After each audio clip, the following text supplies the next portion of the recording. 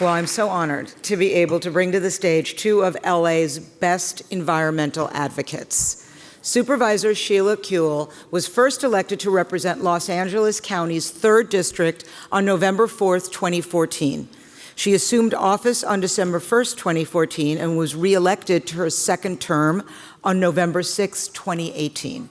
As a member of Los Angeles County Board of Supervisors and immediate past chair, she has led the way and worked on so many great initiatives and motions to improve people's lives and reform systems in the county.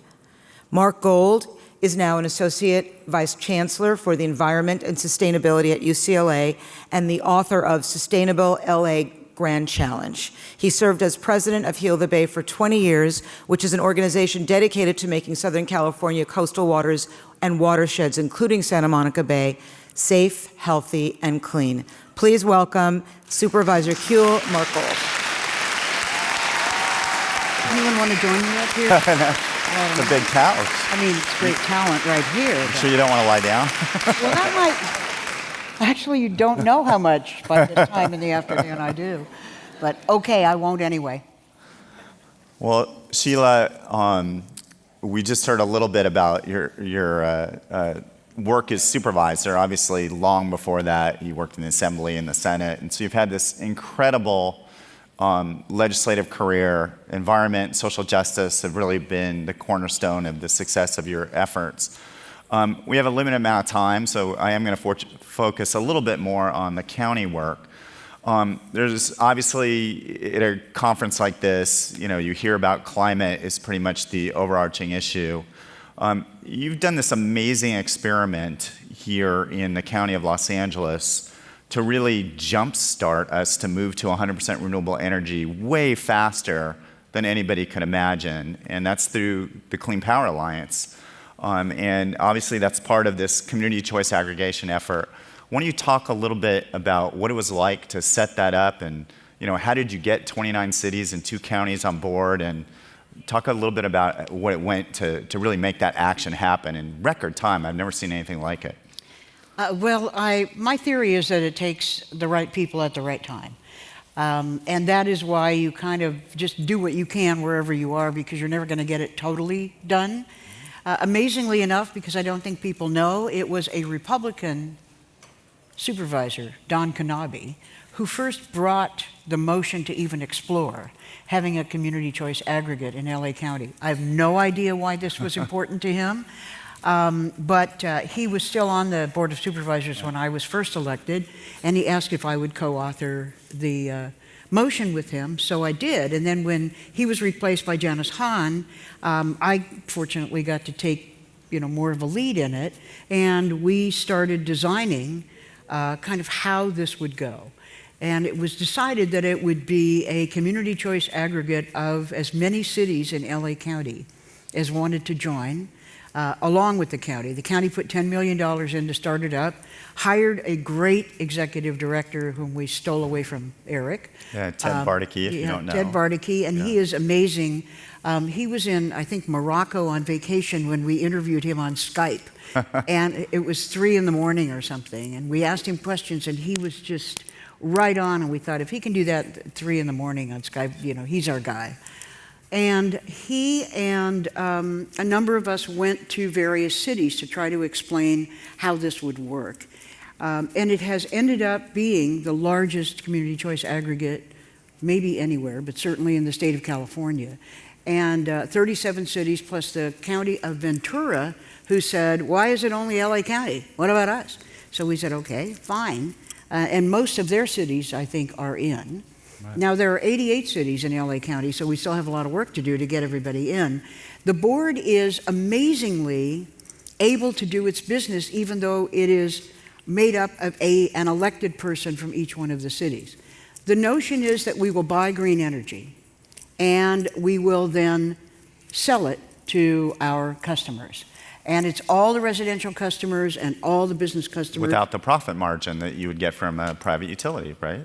Well, but it is very difficult, I'll tell you, Mark, honestly, because Southern California Edison, who has all of these customers and that we essentially are replacing, is doing a great deal in Sacramento to try to undercut the CCAs.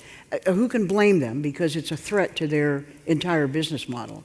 They still do the maintenance, they still do the billing, they still do the distribution. We don't own those transmission lines, yeah. which is a good thing because every time they fall down and make a fire, there's a lot of liability. It's not you, yeah, right. Yeah, I mean, and just to let people know, this all happened in 2.5 years, and there's now, what, 10 cities already that are 100% renewable? Yes. At least 10, yeah. I mean, it's incredible. Well, they had a choice. We went 100%, 50%, and 36%. And the cities could choose, and that would be the default position for their city. So I live in Santa Monica. Santa Monica chose, guess what? Oh, you're right, 100%. Right. So 100% green, and the minute that it changed in Santa Monica, I was then a customer of the Clean Power Alliance, and I was at 100% green level, which meant that I was actually paying more than just the basic Southern California Edison rate. But what we're trying to do is stay below the Edison rate, even at the 50% and a little bit less at the 36%, and people paying a slight premium for the green, but much less than their 100% green. And nearly everyone has opted in those cities like Santa Monica, so everyone's Actually, going not very many people opted out. You Right. didn't get. Oh, that's right. You I got didn't it get to backwards. opt in. It's like, That's right. hey, you're our customer. Surprise. And so, but it's been very, very It's successful. like less than 5% opted out. Yeah, right? we expected up to 8-9%. Yeah. Actually, overall, less than 1%. Yeah, it's incredible. It is great. All right, moving on to water, which is where I've spent Water. most of my life, so Measure W. So obviously parcel tax, 69.5% of the vote in November. I mean, what an amazing story that passed. You had the courage to lead along with Supervisor Solis on this. And this is something that has been sorely needed for the LA River, San Pedro Bay, Santa Monica Bay. The thing that I think changed a great deal on this is that we also need it for local water supply. It's not just a pollution problem about is it safe to swim at the beach. It's also we shouldn't be relying on climate sensitive water supply sources that are 200 miles away or more without any sort of resiliency here at home. So that to me was the previous group of supervisors weren't able to pull it off. How were you able to get everybody on board and really make this an incredible team effort with the community as well to get this thing passed? Because it's not like there was a huge amount of money that went towards the campaign. It was really grassroots. Well, that's really the key to it. I think the previous Board of Supervisors were not made up of community organizers. And, now you've got Hilda Solis and Mark Ridley Thomas and me, and that was kind of our background. And there was a lot of insistence. Katie Young on my staff, who is my senior environmental deputy, actually should get all the credit for Measure W. She was brilliant. She did so much work. It was organizing, it was drafting, etc. But the main thing really was community, I think, education. People say, well, what's stormwater? I mean, this year it's been raining. But generally, storm water was not like a concept in Los Angeles. It was like no storm water. So what are you talking about? And people didn't really realize that 100 billion gallons of water a year went down the flood channels and into the ocean.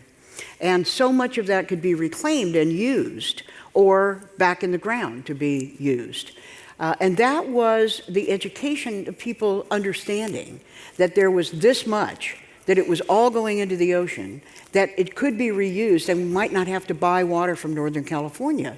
And we could be much more self-reliant, and it's a new source of water when you reuse water. Right. Actually, it's the biggest source of new water, because even with a little rain, that's not really sufficient, though we do have a snowpack this year.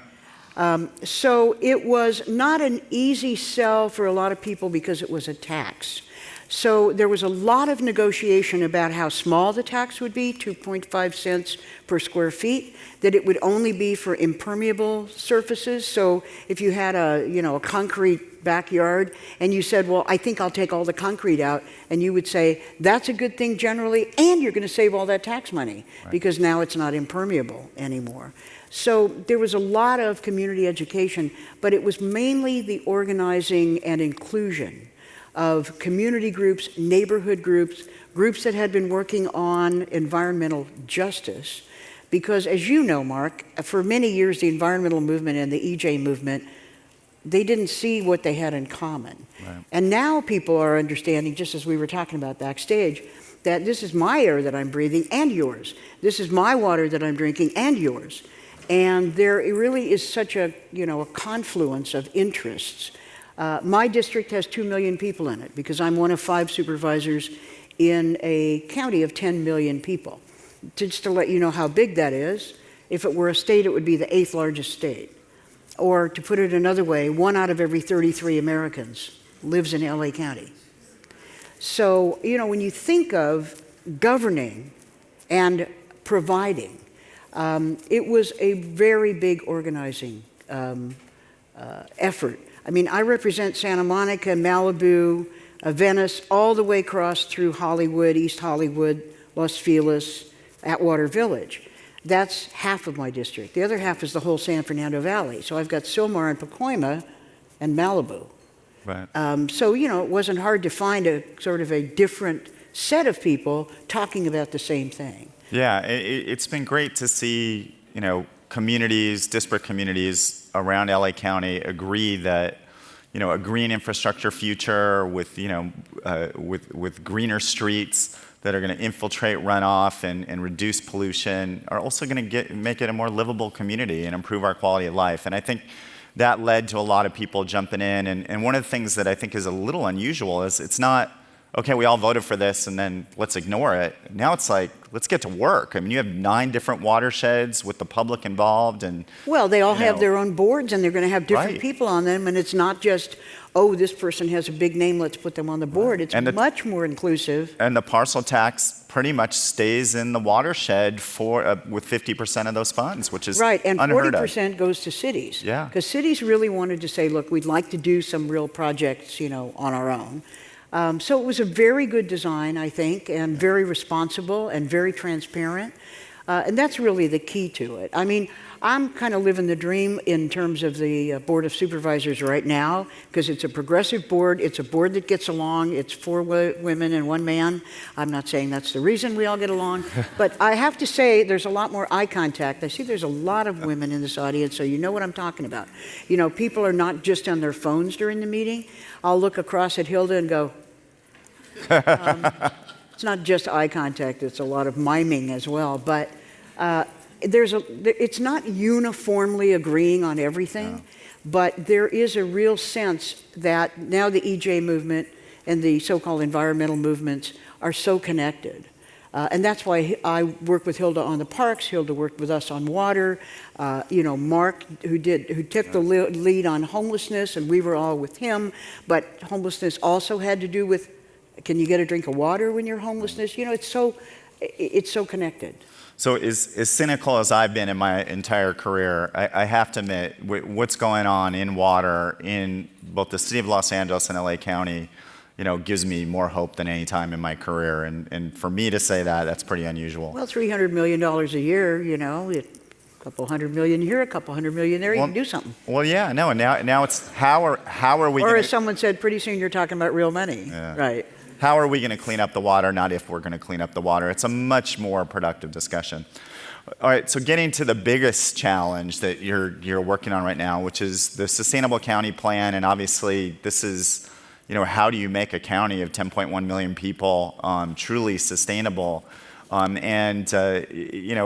part of the Sustainable LA Grand Challenge at UCLA, we've been working with the county, hand in glove, in Borough Happold Engineering and others to really put together a draft that's now out for the public. It just finished review, and it's so unusual because as this audience heard from Mayor Garcetti with the 3s on environment, equity, and the economy, where this plan's really going to stand out is really in your wheelhouse, which is the issue of equity. It's very strong on the environment, but it's almost unprecedented in what it does on equity, and I think a lot of that has to do with the county and the leadership that you have. but also with Liberty Hill being, the premier social justice foundation out there that's a big part of community engagement. Why don't you talk to the audience a little bit about, where you have this incredible career in social justice and equity, and where a tool like this, where there's so many different goals in a plan like this, but how do you actually make it a reality and really in a way that's going to, basically improve the quality of life of everybody who lives here? Well, I think the greatest danger with equity, and that's a funny way to start a sentence, but the greatest danger I see is kind of balkanization, where my neighborhood needs this, never mind your neighborhood. Right. And yet, it is very important to understand when we want to talk about healthy neighborhoods, healthy communities, how a sustainability plan is an underpinning to health, the health of the people, the health of the flora and fauna, the health of Gaia, the whole earth. And that, I think, is what was our touchstone with the sustainability plan, which is think big, think bold, include everything, because we'll just try to do it. The other thing is the county government is different from any other kind of government, not just because there's 4 out of 5 women, but because there's 5 people who are the executive branch and the legislative branch. I mean, everywhere else you've got a mayor and a city council, and they have to kind of agree on stuff. And you also have 88 cities in the county, too, to make it even right. further Now, they are sort of their own, thing, and we can't tell them what to do in some matters, but in other matters we really can, or we can offer incentives, which and we leading do by as example, well. Of course. But when you have 5 people running something, as big as Ohio, and no legislature, then you only need 3 people to say, we're going to do this, and then we're going to do this, and then we're going to do this. We're going to ban straws, we're going to do this with plastic, etc.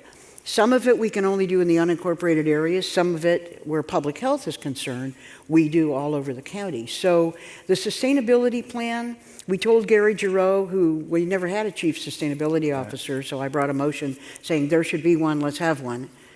Anybody want to vote yes? 5 ayes, and off we've got one the next week. Yeah, I mean, we're not waiting for the governor to sign great environmental it, leader, right.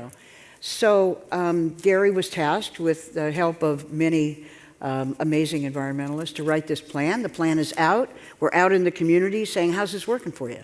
What do you think would make it work for you? Mm-hmm. And I think whether it is, air, whether it is access to food, whether it is anything that people define as what they need in their community, that's what we want to do. But it's also an educating job on our part. What do cool roofs really achieve? Or why not paint your parking lot tan instead of black? I mean, you will not have a heat island that way. And here's what happens to the health of your community if you think of little stuff like that. And by the way, can we provide the paint? So do you see that from an implementation perspective leading to, poor Katie having to come up with a new set of ordinances to make the plan a reality? Poor Katie, I think she's having a great job, but she's here. She could say if she is or not. You can ask her. Katie Young-Yaroslavsky. Yes. So I think... but that's where legislation comes in to make the plan into reality in some cases. We can tell the county to do things. Right. Now, 1 out of every 100 people in LA County works for LA County.